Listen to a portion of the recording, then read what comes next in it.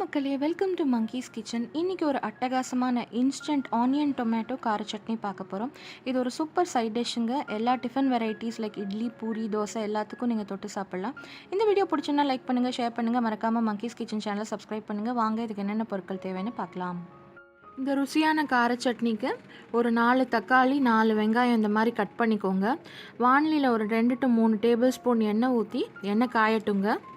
இப்போது இந்த வானலியில் இந்த வெங்காயமும் தக்காளியும் சேர்த்து அதோட 1 டேபிள் ஸ்பூன் தனியாவும் 1/2 டேபிள் ஸ்பூன் வெந்தயம் எடுத்துக்கோங்க. பாருங்கள், இந்த மாதிரி நல்லா அதை வதக்கிக்கோங்க. அந்த பச்சை வாசனை போகிற வரைக்கும் நல்லா வதக்கிக்கோங்க. பாருங்கள், இப்போ நம்மளோட வெங்காயம் நல்லா கண்ணாடி பதத்துக்கு வந்துடுச்சு. ஒரு 3 to 4 நிமிஷம் போதுங்க. அதுக்குள்ளே உங்களுக்கு நல்லா இந்த மாதிரி நல்லா வதங்கிடும் இந்த தக்காளியும் வெங்காயம். இப்போ தேவையான அளவுக்கு உப்பு சேர்த்துக்கோங்க. எப்போவுமே அடுப்பை இந்த மாதிரி சட்னி எல்லாம் பண்ணும்போது ஃப்ளேமை கொஞ்சம் மீடியமாக வைங்க, இல்லைனா சீக்கிரமாகவே எல்லாம் கருகி போயிடும். அவ்வளோதாங்க, முடிஞ்சது நம்ம வேலை. இப்போ கொஞ்சோண்டு ஒரு 1/2 டேபிள் ஸ்பூன் கொஞ்சம் வெல்லம் நீங்கள் சேர்த்துக்கலாம். உங்களுக்கு வெல்லம் பிடிக்கலைன்னா நீங்கள் சர்க்கரை சேர்த்துக்கலாம். அவ்வளோதான். இதை ஆறுனக்கப்புறம் நம்ம ஒரு மிக்சியில் போட்டு இதை அரைக்க வேண்டியதாங்க. நம்மளோட வெங்காயம் தக்காளி கார சட்னி அறுபட்டுடுச்சுங்க. பாருங்கள், இந்த மாதிரி பதத்தில் நீங்கள் அரைச்சிக்கோங்க.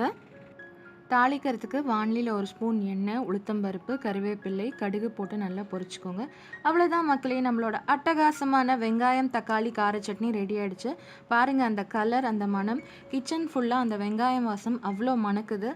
இட்லி, தோசை, சப்பாத்தி, பூரி, ரைஸ் வெரைட்டிஸ் கூட பர்ஃபெக்டான ஒரு சைட் டிஷ்ங்க. ரொம்ப ஈஸியாக பண்ணிடலாம். பெரியவங்க மட்டும் இல்லை, ஈவன் குட்டீஸ் கூட ரொம்ப விரும்பி சாப்பிடுவாங்க.